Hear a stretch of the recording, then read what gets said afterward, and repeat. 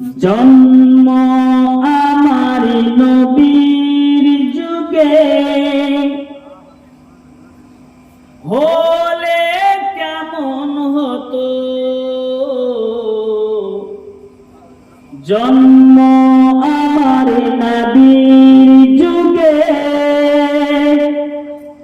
হলে কেমন হতো।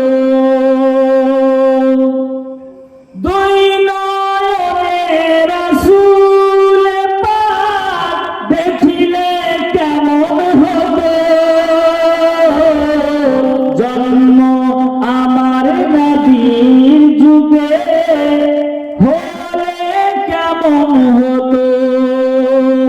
বাপ আমার সাথে বলা যাবে না, আমাদের জন্ম যদি নবীর জামানাতে হতো তাহলে আমরা নবীর সাহাবাতে পরিণত হতাম। ইমানের সাথে রাসূলুল্লাহকে যারা দেখেছেন তারাই হচ্ছে সাহাবায়ে রাসূল। নবী বলেছে হাদিসে রাসূল as-sahabiyyu kan-nujum, বলুন সুবহানাল্লাহ। আমার সাহাবীরা নক্ষত্রের নাই। জন্ম আমার নবীর যুগে হলে কেমন হতো, জন্ম আমার নবীর যুগে হলে কেমন হতো।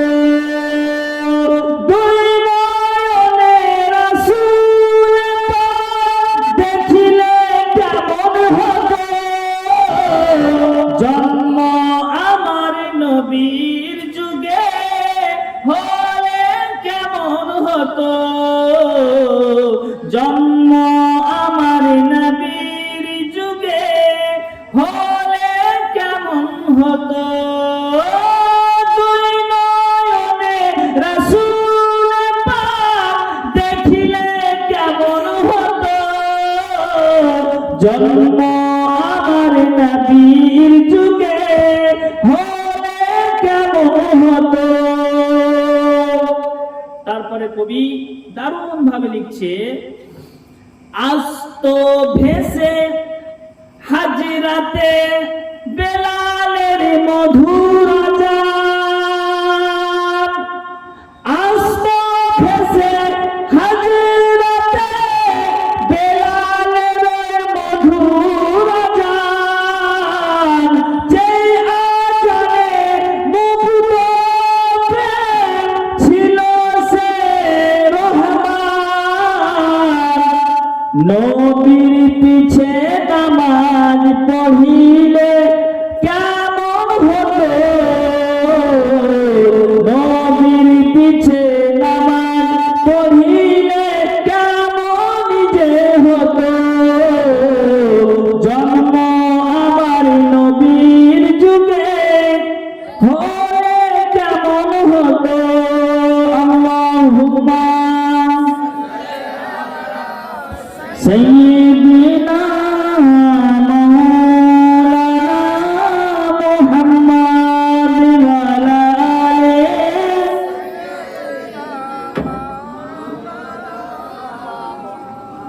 সাল্লাল্লাহু আলাইহি ওয়াসাল্লাম।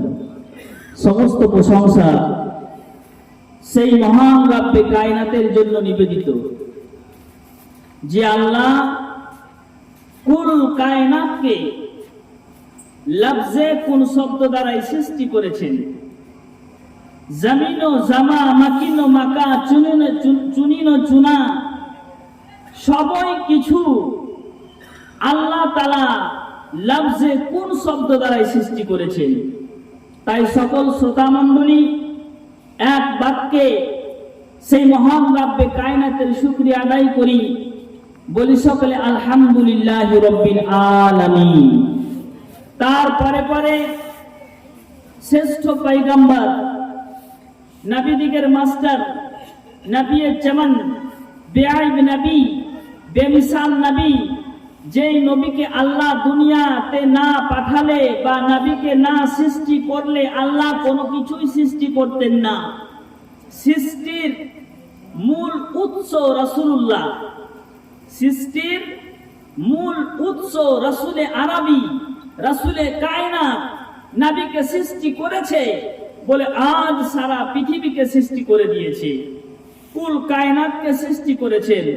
তাই একবার রাসূল আরবির প্রতি ভক্তি ভরে সালাত ও সালাম পেশ করুন।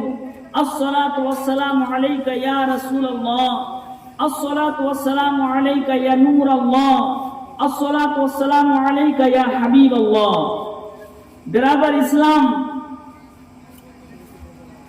আজ আমার সংক্ষিপ্ত বক্তব্য। অনেকে মনে করে বা অনেকে জানে বা এটা নিয়ে বিভ্রান্ত সৃষ্টি করে যে রাসূলে আরবি কেবল মাত্রই নূর ছিলেন।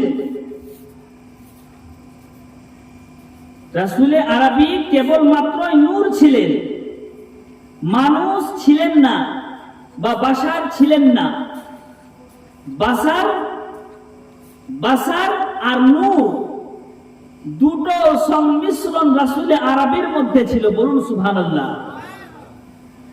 আল্লাহর নবী নূরও ছিলেন, নূরের রাসূল, নূরে নবী ছিলেন এবং শ্রেষ্ঠ বাশার ছিলেন, শ্রেষ্ঠ মানব ছিলেন। কেমন করে? আল্লাহ সমস্ত সৃষ্টির পূর্বে নবীর নূর মোবারককে সৃষ্টি করেছেন। আল্লাহ সমস্ত সৃষ্টির পূর্বে আশরাফুল মুস্তাফা আবু মুসা মাদানী, ইতিহাসের রাইটার, আপনার বিখ্যাত রাইটার, দারুণ ভাবে লিপিবদ্ধ করছে যে সমস্ত সৃষ্টির 9 লক্ষ বছর পূর্বে মুস্তাফা জানে রহমতের নূর মোবারককে সৃষ্টি করে দিয়েছেন। সেই নূর মোবারককে আল্লাহ তাআলা সৃষ্টি করে বিভিন্ন পর্দার মাধ্যমে, যে পর্দাগুলোর নাম আমি এখন বলছি না, সংক্ষিপ্তে বলছি, যে পর্দাগুলোতে রাসূলে আরবি থেকেছেন হেজাবে রহমতে, রাসূলে আরবি থেকেছেন হেজাবে আজমাতে, রাসূলে আরবি থেকেছেন হেজাবে কুদরতে, রাসূলে আরবি থেকেছেন। এক কথায় নবীর জন্য নূরের পর্দা আল্লাহ তাআলা সৃষ্টি করে দিলেন। এবার রাসূলে আরবির জন্য আপনার বিভিন্ন পর্যায়ক্রমে নবী পাকের শানকে বৃদ্ধি করার জন্য আল্লাহ তাআলা রহমতের নদীগুলিতে স্নান করালেন। আর বিভিন্ন ফাইজ ও বরকতে আল্লাহ রাসূল ভরপুর হয়ে গেলেন। নবী রাহমাতাল লিল আলামিন, তো রহমতের নদীতে রাসূলে আরবি গোসল করলেন। বলুন সুবহানাল্লাহ।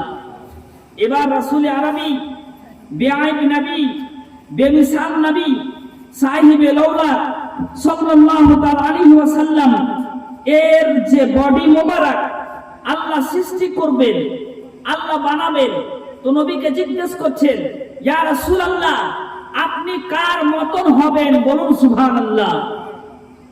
আল্লাহ নিজের ইচ্ছায় নবীকে বানায়নি। বলুন সুবহানাল্লাহ।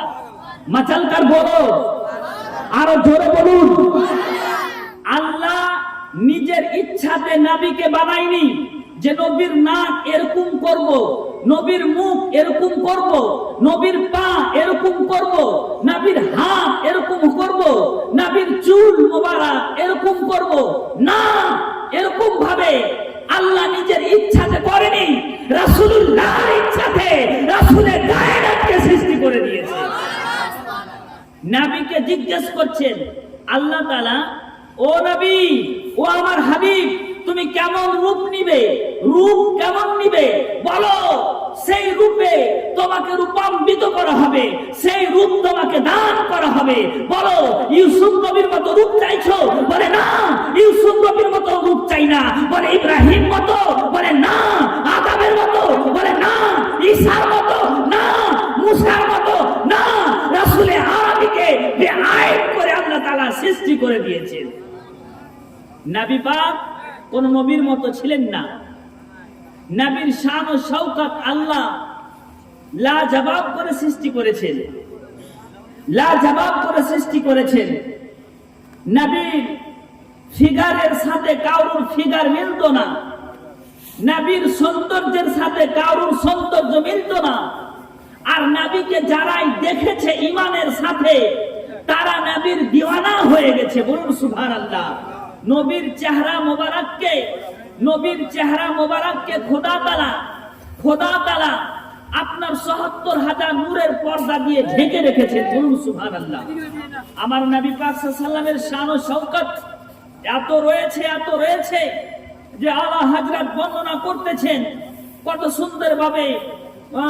ও কামালে হুসনে হুজুর হে के गुमाने नक्श जहां नहीं, यही फूल खार से दूर है, यही सम्मा है के धुआं नहीं। बोलो सुभान अल्लाह। আলা হযরত অন্য জায়গাতে লিখছে নবীর শান ও শওকতকে বৃদ্ধি করার জন্য কলম ধরছেন এরকম ভাবে, কিভাবে? सबसे औला व आला हमारा नबी, सबसे बाला व आला हमारा नबी, अपने मौला का प्यारा हमारा नबी, दोनों आलम का दुल्हा हमारा नबी। बोलो सुभान अल्लाह। রাসূল আরবি সাল্লাল্লাহু তাআলা আলাইহি ওয়াসাল্লাম রূপ কেমন ছিল? জগৎ বিখ্যাত সাহাবা যার নাম হযরত হাসান বিন সাবিত রাদিয়াল্লাহু তাআলা আনহু। হাসান বিন সাবিত রাদিয়াল্লাহু তাআলা আনহু নিজের কবিতাতে লিখছেন, মা আজমালা মিন কালাম তারাকাত আইনি, ও নবী গো, আমার চোখে আপনার মতন সুন্দর নবী, আপনার মতন সুন্দর মানুষ, শ্রেষ্ঠ মানুষ, লাজবাব মানুষ আমার চোখে ধরা পড়েনি, আমি দেখতেই পাইনি। বলুন সুবহানাল্লাহ। মা আজমালা মিন কালাম তারাকাত আইনি ওয়া আকমালা মিন কালাম তালিদিন নিসা, আর পৃথিবীর কোন মা আপনার মতন সুন্দর বাচ্চা জন্ম দেয়নি। বলুন সুবহানাল্লাহ। মা হাসান মিন কালাম তারাকাত আইনি ওয়া আকমালা মিন কালাম তালিদিন নিসা, খলিকতা মুবাররাম মিন কুল্লি আইবিন কাআন্নাকা কাদ খলিকতা কামা তাশাউন ইয়া রাসূলুল্লাহ। কি বলতেছে? খলিকতা মুবাররাম মিন কুল্লি আইবিন, আপনাকে শ্রেষ্ঠময় করে সৃষ্টি করেছেন, আইব মুক্ত করে সৃষ্টি করেছেন। নবীর মধ্যে কোনো আইব ছিল না, রাসূলুল্লাহর মধ্যে কোনো আইব ছিল না, ত্রুটি ছিল না। ত্রুটি রাসূলুল্লাহর মধ্যে ছিল না, ত্রুটি মানুষের মধ্যে আছে, আমাদের মধ্যে আছে। আর আমরাই রাসূলুল্লাহকে হামজাইসা বাসার বলছি, নবীকে আমাদের মতো মানুষ মনে করছি। কিন্তু কবি হাসান বিন সাবিত বলে দিচ্ছেন যে নবীকে খোদা তাআলা আইব মুক্ত করে সৃষ্টি করেছেন। নবীর মধ্যে কোনো আইব ছিল না, নবীর মধ্যে কোন রকম ত্রুটি ছিল না। আইব মুক্ত করে নবীকে সৃষ্টি করেছেন, আর নবীকে জিজ্ঞেস করেছেন, আর নবী নিজের মতো হয়েই সৃষ্টি হয়েছেন। বলুন সুবহানাল্লাহ। নবীর ফিগার আব্বাস রাদিয়াল্লাহু তাআলা আনহু রিওয়ায়াত করতেছেন, তখন আমি ইসলাম কবুল করিনি, ইসলাম গ্রহণ করিনি। সেই সময় আমার ভাতিজাকে দেখলাম নূরের দোলনাতে দোলতেছে, আকাশের চাঁদের সাথে রাসূল আরবি আঙুল ঘুরাচ্ছে, কখনো পূর্বে আকাশের চাঁদকে নিয়ে যাচ্ছে, কখনো পশ্চিমে নিয়ে যাচ্ছে আকাশের চাঁদকে। আমি এই কন্ডিশন দেখে, এই সিচুয়েশন দেখে আমি ভাতিজার ফিগারের দিকে তাকাচ্ছি, একবার চাঁদের দিকে তাকাচ্ছি, আমি একবার নবীর ফিগারের দিকে তাকাচ্ছি, একবার চাঁদের দিকে তাকাচ্ছি, কিন্তু চাঁদ ফেল, আমার ভাতিজার চেহারা সব থেকে উন্নত পেলাম, বেহতার পেলাম। বলুন সুবহানাল্লাহ। नारे तकबीर, नारे रिसालत, नारे हैदरी, जश्न ईद मिलादुन नबी, सरकार की आमद, मरहबा, आका की आमद, मरहबा, हुजूर की आमद, मरहबा, नूर की आमद, मरहबा, नारे तकबीर, আল্লাহু আকবার। আমার নবীকে দেখে খিদা পালিয়ে যেত, ভোক লাগতো না। ওমর ফারুক রাদিয়াল্লাহু তাআলা আনহু যখন খিদে পেতেন তখন দৌড়িয়ে রাসূলুল্লাহর কাছে যেতেন, আর রাসূল আরবিকে দেখতেন, সঙ্গে সঙ্গে খিদে মিটে যেত, ভোক মিটে যেত। আবু হুরায়রা খিদে পেলে নবীকে দেখতেন, হযরতে জাবির খিদে পেলে নবীকে দেখতেন, কোন প্রকারের আপনার দুঃখ কষ্ট পেলে রাসূলুল্লাহকে দেখতেন। কারণ নবীকে দেখলে, রাসূলকে দেখলে আপনার খিদে উঠে, রাসূলকে দেখলে আপনার রাসূল আরবিকে দেখলে ভয় চলে যায়। রাসূল আরবি হচ্ছেন সর্বশ্রেষ্ঠ কল্যাণময়। নবী যেখান দিয়ে হেঁটে যাবে সেখান দিয়ে রহমতের বৃষ্টি বর্ষণ হতে থাকবে। বলুন সুবহানাল্লাহ। নবী যেখান দিয়ে যাবেন রহমতের বৃষ্টি সেখান দিয়েই যাবে, রহমতের ছায়া সেখান দিয়েই যাবে। আমার রাসূলুল্লাহর শান ও শওকত আমি কি বর্ণনা করব? আহারে, বর্ণনা করেছেন লাবিদ বিন রাবিয়া, বর্ণনা করেছেন মা আয়েশা সিদ্দিকা রাদিয়াল্লাহু তাআলা আনহা। কিভাবে বর্ণনা করছেন শুনেন। আমার মা আয়েশা সিদ্দিকা বলতেছেন, আমি একদিন দেখলাম হঠাৎ করে হুজুর নবী মুস্তাফা, মা আয়েশা কোনদিন নবীকে স্বামী বলেনি, বলুন সুবহানাল্লাহ। কি বলেছেন? সরকার বলেছেন, হুজুর বলেছেন, সরতাজ বলেছেন, কিন্তু আমার স্বামী বলেনি, বলুন সুবহানাল্লাহ। আর বলেছেন ফেদাকা আবি ও উম্মি, কোনো কিছু জিজ্ঞেস করার আগে নবীকে বলতেন ফিদাকা আবি ও উম্মি ইয়া রাসূলুল্লাহ, ইয়া রাসূলুল্লাহ আপনি কোথায় গেছেন, আপনি কোথায় যাবেন, নবীকে জিজ্ঞেস করতেন। তো মা বাবাকে কুরবান করে জিজ্ঞেস করতেন। আজিজানে মুহতারাম, বাবাজি ভাইরা, রাসূল আরবীর শান ও শওকত এটাই। রাসূল আরবী বাড়িতে নেই, হঠাৎ করে মা আয়েশা সিদ্দিকা দেখছেন, বাড়িতে মা আয়েশা সিদ্দিকা দেখছেন যে রাসূল আরবী নেই, রাসূল আরবী চলে গেছেন জান্নাতুল বাকিতে দোয়া করছেন, বলুন সুবহানাল্লাহ। মা আয়েশা সিদ্দিকা কিছুক্ষণ পর জানতে পারলেন যে রাসূলে কায়নাত দূর থেকে দেখতে পাচ্ছেন যে রহমতের বৃষ্টিতে ভিজছেন আর রাসূল আরবী চলে আসছেন। সেই সময় মা আয়েশা সিদ্দিকা নবীর পবিত্র চাদর মোবারক, কালি কামলিওয়ালা চাদর মোবারক উড়েছিলেন, মাথায় দিয়েছিলেন।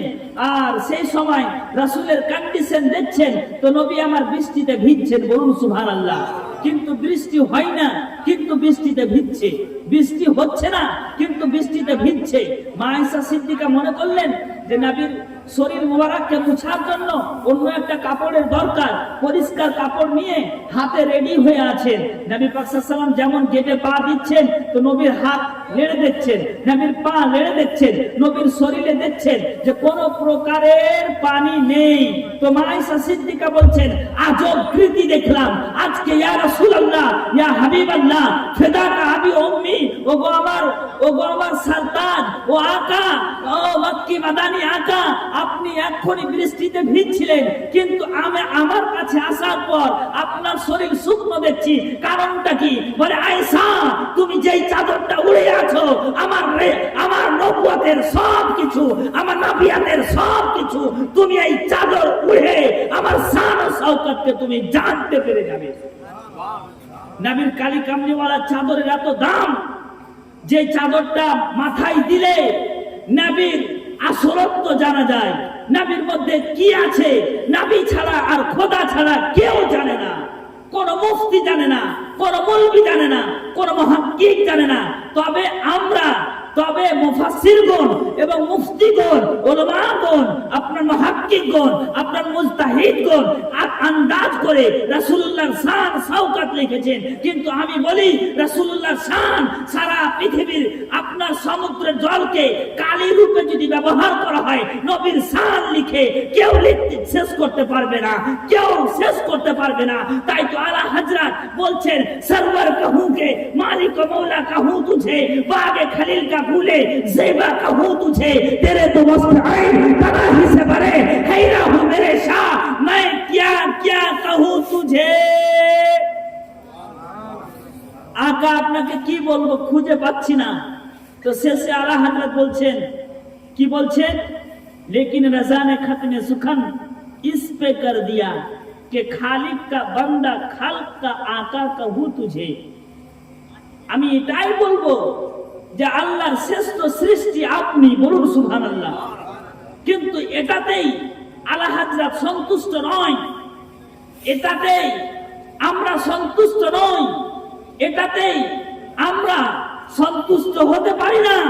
আমরা সুন্নি জামাত, রাসূলুল্লাহর শান এত আছে মালায়েকাগণ বর্ণনা করে শেষ করতে পারবে না। একদিন নবী জিজ্ঞেস করছেন হযরতে জিবরাইল আমিনকে, ও জিবরাইল আমিন, তোমার বয়স কত হলো? কাম উমারাকা ইয়া জিবরিল, ও জিবরিল তোমার এজ কত, বয়স কত? জিবরাইল আমিন হতভম্ব হয়ে গেলেন, বলতেছেন, ইয়া রাসূলুল্লাহ, ইয়া হাবিবাল্লাহ, আমার বয়স সম্বন্ধে কোনো ধারণা নেই, আমি কিছুই বলতে পারবো না। আমার বয়স কত বছর হলো আমি কি করে মনে রাখবো? তবে আমার সৃষ্টির পরে আমি যখন মনে রাখতে পারি, তখন আমি দেখতেছিলাম যে আরশের নিচে, বা অন্য একটা রেওয়ায়েতে আছে চতুর্থ আসমানের নিচে একটা নূরের তারা উদিত হতো, একটা নূরের তারা উদিত হতো। সেটা ৭৭,০০০ বছর পর পর উদিত হতো। তো আমি জিবরীল সেটাকে আমি ৭২,০০০ বার দেখেছি। বলুন সুবহানাল্লাহ। তো নবী বলতেছেন, খোদার কসম করে বলে জিবরীল, আমি সেই নক্ষত্রটা, রাসূলে আরবি আমি ছিলাম। আমার ওই নক্ষত্রকে, আমার নূরকে খোদা তাআলা আরশের নিচে প্রকাশ করত, আর প্রকাশ করে সারা পৃথিবীকে উজাড়া করে দিতেন। বলুন সুবহানাল্লাহ। আমি সংক্ষিপ্ত টাইমে বলছি, শুনেন, একটা দারুণ কথা, ঈমান তাজা করার কথা, আপনার মন মাতানো কথা। রাসূলে আরবির দেহকে সৃষ্টি করার জন্য, রাসূলে আরবির বডিকে সৃষ্টি করার জন্য খোদা তাআলা জান্নাতের মাটি পৃথিবীতে পাঠালেন। জান্নাতের মাটি কোথায় পাঠালেন? জোর করে বলেন, কোথায় পাঠালেন? জান্নাতের মাটি দুনিয়াতে পাঠালেন। তখন দুনিয়াতে গাছপালা হয়নি, নদী নালা হয়নি, ঘর বাড়ি হয়নি, আদম নবীও আসেনি। বলুন সুবহানাল্লাহ। দুনিয়া শুধু কালো কালো ছিল, ধূসর বর্ণ ছিল। তো জান্নাতের মাটি, জান্নাত হচ্ছে নূর, নবীর নূরের সৃষ্টি জান্নাত। জান্নাতের মাটি আল্লাহ তাআলা পৃথিবীতে ফেলে দিলেন। ভালো ভাষাতে বলে, জান্নাতের কিছু মাটিকে আল্লাহ তাআলা গড়িয়ে দিলেন। কোথায় গড়ালেন? নবীর যেখানে বেলাদাত শরীফ হবে, নবীর যেখানে জন্ম মোবারক হবে, জন্ম মোবারকে বেলাদাত শরীফের প্লেসে সেই মাটি আমার রাসূলুল্লাহ আপনার বেলাদাত শরীফের প্লেসে সেই মাটি জমাট বেঁধে গেল। বলুন সুবহানাল্লাহ। কোথাকার মাটি? জান্নাতের মাটি। খুব ধ্যান দিয়ে শুনবেন, জান্নাতের মাটি সর্বপ্রথম নবী যেখানে জন্মগ্রহণ করেছেন, মক্কায়ে মুকাররমাতে, মক্কা মুকাররমাতে জান্নাতের মাটি আসলো। সেই মাটিটা জাগের মতো ভাসতে লাগলো, ভাসতে ভাসতে ভাসতে ভাসতে মদিনা তাইয়্যিবা চলে গেল। তো ভাসছে কেমন করে শুনে, আল্লাহুস সামা, হযরত জিবরাইল আমিন বর্ণনা দিচ্ছে, যে মাটিটা আপনার নূরের মতো কাদুরাতিল বাইদা, মতির মতো চমকাচ্ছে, আর ভাসতে ভাসতে ইয়াসরিব অর্থাৎ মদিনার পূর্ব নাম মদিনা শরীফের জায়গাতে, যেখানে রাসূলুল্লাহ আপনার পবিত্র রওজা মোবারক থাকবে, সেই জায়গাতে মাটি গিয়ে আপনার মতির মতন চমকাতে শুরু করলো। বলুন সুবহানাল্লাহ। তখন কিছু হয়নি, কোনো কিছু সৃষ্টি হয়নি। এবার আল্লাহ তাআলা আশরাফুল মুস্তাফা জিলদ নাম্বার 1 সাফা নাম্বার 300 আল্লামা নিসাপুরী রিওয়ায়াত করতেছেন, কি বলতেছেন? ওয়া আমারা জিবরিল লাম্মা আরাদা আইয়াখলুকা মুহাম্মাদান সাল্লাল্লাহু আলাইহি সাল্লাম, নবীর বডি মোবারককে সৃষ্টি করার জন্য জিবরিলকে পারমিশন দিলেন, অর্ডার দিলেন, যাও জিবরিল তুমি দুনিয়াতে যাও। সর্বপ্রথম দুনিয়াতে জিবরাইল আমিন আসলেন, তো মদিনা তাইয়্যিবাতে আসলেন, যেখানে নবীর পবিত্র রওজা মুবারক আছে। সেই জায়গাতে এসে দেখছে তো মাটি নূরের মতন চমকাচ্ছে, কাদুরাতিল বাইদা, মতির মতন চমকাচ্ছে। সেখান থেকে মাটি এক মুষ্ট মাটি নিলেন, এক মুঠ মাটি নিলেন হযরত জিবরাইল আমিন, সাথে আছে ৭৭,০০০ ফেরেশতা। কত হাজার? ৭৭,০০০ ফেরেশতা নবীর শরীরকে বানাবার জন্য, নবীর দেহকে বানাবার জন্য, নবীর বডিকে বানাবার জন্য জান্নাতের মাটি আপনার নবী যেখানে শুয়ে আছেন আরাম করতেছেন সেখানকার মাটি জিবরাইল আমিন নিয়ে খোদার কাছে জান্নাতে যাচ্ছেন, খামিরে বাসারিয়াতে যাচ্ছেন। তো মাটিকে আগে কি করলেন?